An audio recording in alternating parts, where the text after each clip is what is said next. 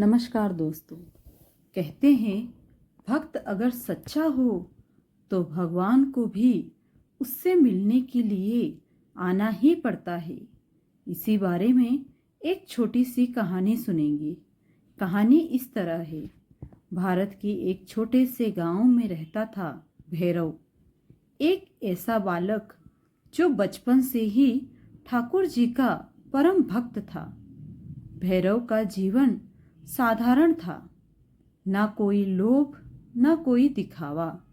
उसके घर के आंगन में बनी छोटी सी ठाकुर जी की चौकी थी, जहां वह स्वयं गोबर से लीपकर तुलसी जल अर्पित करता और नियमित रूप से ठाकुर जी की सेवा करता। गांव के लोग कई बार उसे टोकते थे, अरे भैरव, तू इतना भक्ति भाव क्यों रखता है? ठाकुर जी तो मंदिर में है, वहां जाकर पूजा करनी चाहिए। यह घर में सेवा का क्या दुख? पंडित जी, मंदिर जाकर पूजा कर लूं, परंतु मेरे लिए ठाकुर जी यहाँ भी है। सेवा तो भाव की होती है, स्थान की नहीं। भैरव की बहन सीता भी कभी कभी चिंता करती थी। उसका विवाह नहीं हो पाया था क्योंकि उनका परिवार गरीब था, परंतु भैरव ने कभी इस बात पर चिंता नहीं की और वह रोज भजन गाता और ठाकुर जी से एक विनती करता, प्रभु, मैं आपसे कुछ नहीं चाहता, बस कभी मेरे घर पधारिए, मेरा जीवन पूर्ण हो जाएगा। एक दिन गांव में घोषणा हुई कि अगली पूर्णिमा को पंडित गोविंद मिश्र के नेतृत्व में गांव का विशाल रथ यात्रा और ठाकुर जी की शोभा यात्रा निकाली जाएगी। लेकिन भैरव को नहीं बुलाया, इसलिए भैरव को इस बार कुछ खटक रहा था। भैया, तुम इतने शांत क्यों हो? गांव में इतनी बड़ी यात्रा हो रही है, सब उत्साहित हैं, तुम अकेले उदास क्यों? सीता, मुझे अच्छा नहीं लगता कि मेरे ठाकुर जी केवल सजे धजे रथ में रहते हैं। मेरे ठाकुर तो मिट्टी से सने आंगन में भी बसते हैं। मुझे भी बुलाना चाहिए था। क्या मेरा घर अछूत है? वो रात भैरव ने बिना खाए पिए बिताई। उसने ठाकुर जी की मूर्ति के सामने दीपक जलाया और बैठा रहा। नींद उसकी आंखों से कोसों दूर थी। अगली सुबह जब गांव जग रहा था, तभी कुछ अनोखा हुआ। भैरव के आंगन में हल्की बांसुरी की ध्वनि पूरे आंगन में गूंजने लगी। वो बांसुरी जो केवल श्री कृष्ण की हो सकती थी। ये कैसी ध्वनि है? ये तो बांसुरी है ठाकुर जी की। भैरव बाहर भागा। सामने जो दृश्य था वो अलौकिक था। आंगन में एक बालक खड़ा था, पीतांबर मोर मुकुट और हाथ में बंसी, चेहरे पर तेज। भक्त ने बुलाया था ना, आ गया।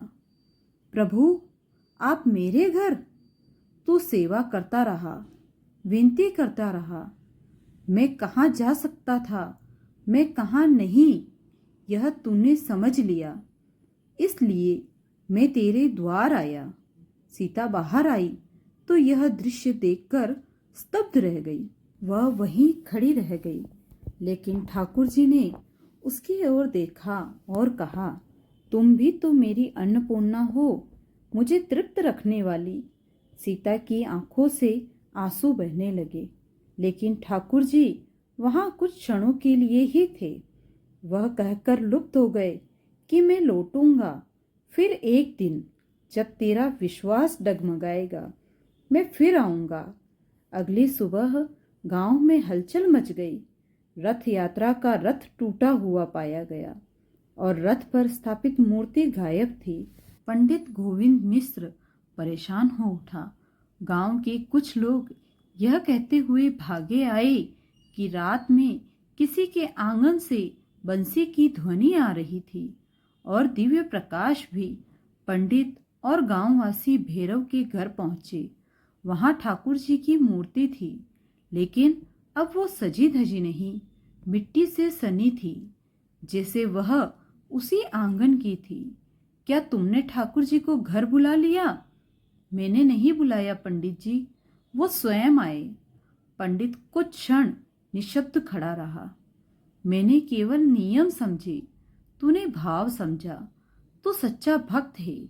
गांव के लोग यह देखकर स्तब्ध रह गए। ठाकुर जी का चमत्कार उनकी आंखों के सामने था, लेकिन यह चमत्कार केवल दिखावे का नहीं था। यह चमत्कार था विश्वास का, प्रेम का और विनम्रता का। अब कहानी में एक और मोड़ आता है। जब भैरव के मामा, जो कि गांव के अमीर लोगों में आते थे, वर्षों पहले उन्होंने उसे त्याग दिया। अब उन्हें यह सुनकर अंदर से दुख हुआ। मैंने भैरव को दुत्कारा क्योंकि वह गरीब था, और अब ठाकुर जी उसके द्वार पधारे। पूरे गांव में अब हर कोई भैरव को सम्मान से देखने लगा था। उसकी झोपड़ी अब भजन कीर्तन का स्थान बन गई थी। ठाकुर जी की वही मूर्ति जो कभी रथ यात्रा की शोभा थी, अब उसी आंगन में रखी थी जहां तुलसी और गोबर की सौंधी खुशबू बसी रहती थी। लेकिन वहीं दूसरी ओर हवेली में बैठे भैरव के मामा के मन में कुछ और ही चल रहा था। उन्हें यह स्वीकार नहीं था कि एक निर्धन त्यागा हुआ भांजा भैरव ठाकुर जी का प्रिय भक्त बन जाए। ठाकुर जी मेरे घर क्यों नहीं आए? क्या मेरे पास धन की कमी है? क्या मैंने मंदिर नहीं बनवाया गांव में? फिर क्यों नहीं आए मेरे द्वार? मामा की यही व्याकुलता धीरे धीरे ईर्ष्या में बदलने लगी। उन्होंने सोचा कि अगर ठाकुर जी को अपने घर लाना है तो उन्हें भैरव से छीनना होगा। इसी बीच एक रात्रि ठाकुर जी की मूर्ति को लेकर कोई गांव के मंदिर में चुपचाप रख आया। सुबह जब भैरव उठा तो उसकी चौकी खाली थी। मूर्ति, दीपक, तुलसी सब वहीं थे, लेकिन ठाकुर जी अनुपस्थित थे। भैरव ने कहा, प्रभु, क्या मेरा प्रेम अब आपको नहीं भाता, या मेरी भक्ति अब क्षीण हो गई?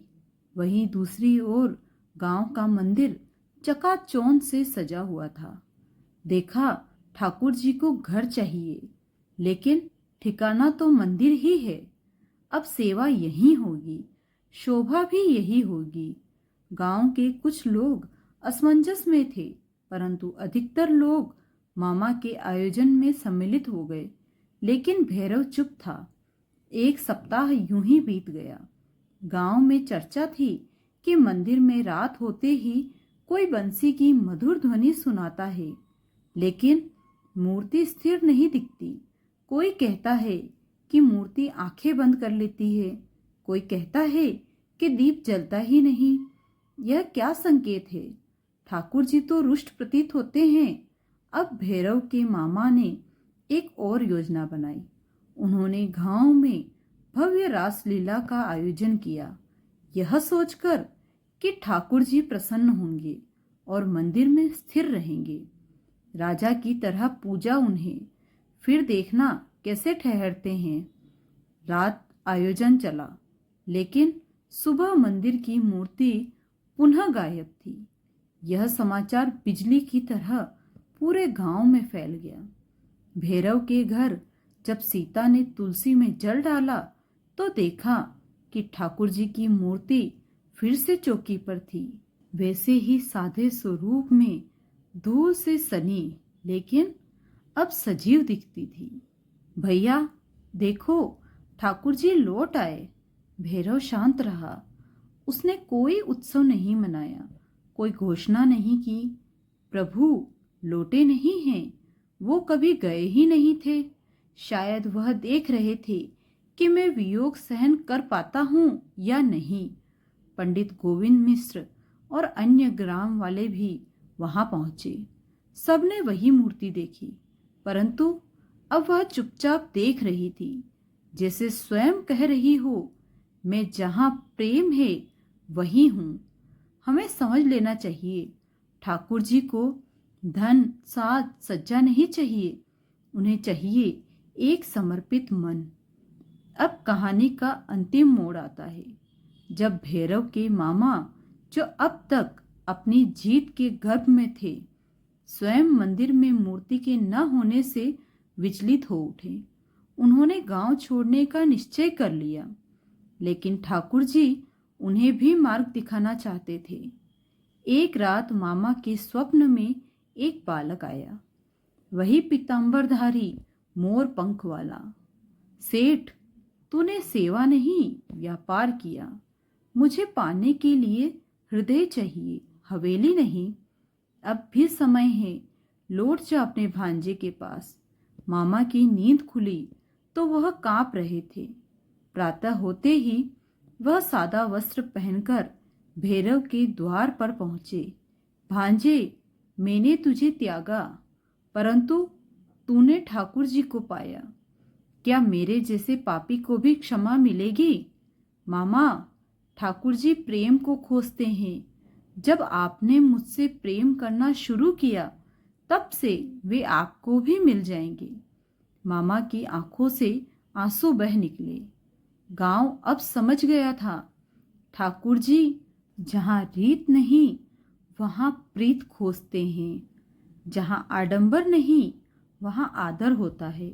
भैरव की कथा केवल एक भक्त की नहीं, एक संदेश की कथा थी।